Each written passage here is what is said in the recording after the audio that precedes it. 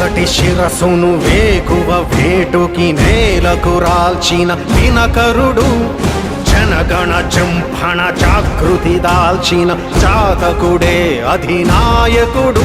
రుధిరాశ్రువు చోరణ ధోరణితో కదిలొచ్చెను వెల్లువలా, కసి కక్షల కత్తుల వంతెనపై శివమెత్తగా వచ్చెను సాంబుడిలా.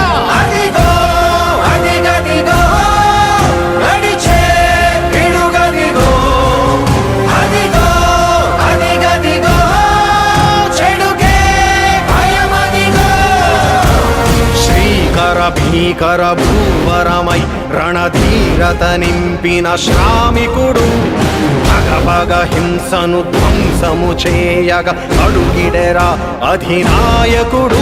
విషనాదుల కర్కశ ఘోరలలో అణగారిన సీమలలో రుధిరాక్షరతి